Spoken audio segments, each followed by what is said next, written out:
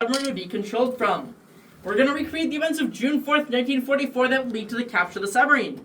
Our story begins with U-505 looking out of its periscope and spotting in the distance a group of ships that managed to slip past its faulty sonar. However, these were not the merchant ships it was tasked with hunting. Instead, this was the hunter-killer Task Group 22.3, and this time U-505 was the one being hunted. The protocol in this sort of situation would be to call for an emergency crash dive. U-505 didn't even have time to complete a crash dive before the hunter-killer Task Group was already on top of them, for to simulate what one of those would have been like now. Upon hearing the ring of the crash dive bell, all duty sailors got over those valves on the side of the submarine to let water into the ballasting, while off-duty men would run to the front of the submarine and dogpile on top of each other to wait on the boat as quickly as possible. When done correctly, crash dive be completed in 37 seconds. Now once underwater, it was time to enter what was known as silent running mode or stealth mode. U-505 would switch to their diesel engine to electric motors.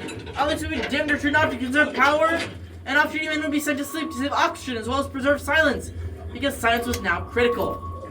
Sound travels a lot further and faster through water than it does through air. This meant that any noise, whether that be a conversation, a dropped tool, or even a cough, could be heard for miles around in any direction. Those pinging noises we're hearing now, that is the active sonar of the ships above, searching the waters for U-505. Active sonar works a lot like a bat's echolocation. A sound is sent from a source, and the time is measured that it takes that sound wave to travel, reach what it's looking for, ping or bounce off of it, and return back to the sender. That way the sender can measure the distance between itself and what it's looking for. So as those pings grow louder and closer together, it means that the ships above are getting closer and closer to finding U-505. Now the only thing worse than the sound of the active sonar's pings will be the sound of splashes, because splashes meant depth charges. Bombs designed to detonate underwater that, unlike a torpedo, can still damage or even destroy a U-boat without a direct hit. Men would be sitting in total silence and darkness, confined to their bunks, not allowed to speak or move a muscle, listening and waiting as the enemy drew closer to location and not being able to do anything about it but sit and wait for the inevitable to happen. The longest recorded crash dive on board U-505 was 35 hours long. Now, in advance of this attack, Daniel Gallery ordered his men to drop their depth charge attacks around, but not on top of U-505. He only wanted to disarm the submarine and force it into a surrender, not totally sink it. We'll hear those groaning noises on the side of the hull now as U-505 adjusts the pressure, trying to dive a little bit deeper, and then we're going to wait and listen for the sound of those splashes, the depth charges being dropped.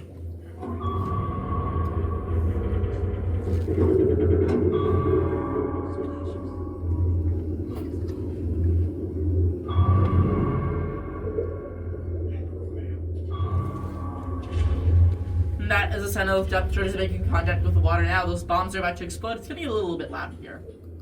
A depth charge exploded right next to the rudder of U-505, jamming that rudder and sending the boat into a spiral to the bottom of the ocean. With a crush depth of 755 feet, meaning at that depth or any lower, U-505 would be crushed by the pressure of the water around it. Harold Lunga had a difficult decision to make, and he needed to make it quickly. He could either do what was expected of him, allow his boat to sink, killing everyone on board, making sure their information did not fall into Allied hands, or he could just risk it all and attempt to surface. He chose the second option, and when U-505 breached the water, a few men, including the captain, curled up beside her here onto the top deck of the submarine. They were greeted by 6.5 minutes of continuous gunfire from the Americans above who completely surrounded them. During this time, the only fatality of the capture occurred. The raiding man Godfrey Fisher was shot and killed, and Captain Lunga was shot in the leg. The injured Lunga made the decision that it was time to abandon U-505, but before sailors did what was known as scuttling, or intentionally sabotaging the submarine so it would sink. Sailors opened up the sea strainer, a valve that leads directly to the ocean, allowing water to begin pouring into the submarine. As the last of the Germans left, the American boarding party set off for the boat, which was still spinning out of control on the surface of the water. When they entered, the first thing that they noticed is that all the power has been knocked out by the depth charge attacks. So they're moving in controlled darkness, none of the controls doesn't work anymore, and to make everything worse, there's water rising very quickly. Knowing they don't have a lot of time, the Americans race over to the sound and radio rooms, where they recovered over 900 pounds of classified documents, information, codebooks, and those 2 German Enigma devices. This is one of the largest acquisitions of intelligence during World War II by the Americans. One sailor, Zenobi Lukoches, through luck, is able to locate that sea strainer, and its lid closes the sea strainer, preventing any more water from flooding into the submarine, but the boat is still in danger. We are going to continue our story in the next room, the electric motor room. On the way there, we're going to pass the diesel engine room. But before you exit this room, on the floor, on the left-hand side, in that door that you're about to pass through, you'll see the sea strainer. It's that blue pipe sticking up out of the ground. I'll point out when we walk past, and I just ask that you point out to everyone behind you. You can all go and take this path on the right-hand side here. I'll take the path on the left because I get workers' comp. Alright, that is the sea strainer right there.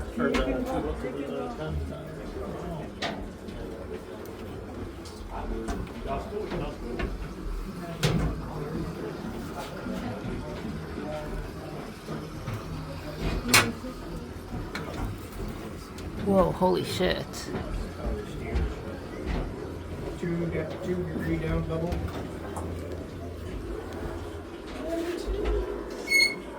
That's how they communicated to the. Did you look up the ladder? Yeah, there's a ladder you can climb up. I mean, Silent Hunter 5, the game.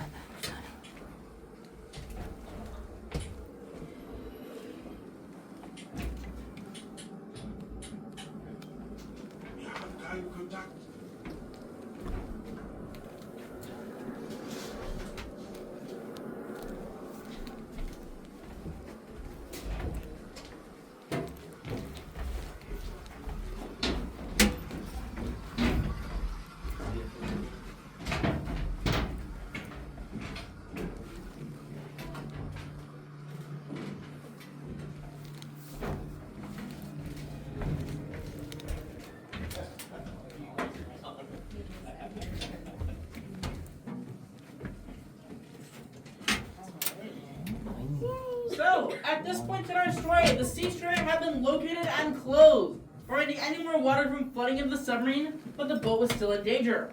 Spinning out of control on the surface of the water, it threatened to sink not only itself, but other ships in the hunter-killer task group above that got too close. To make matters worse, there was no way to safely tow U-505 back to a port until its rudders had been unjammed. But with all the power steering being knocked out, there was no way to do this from the control room. Instead, if the Americans wanted to regain control of U-505, they'd have to access what is known as the manual rudder control.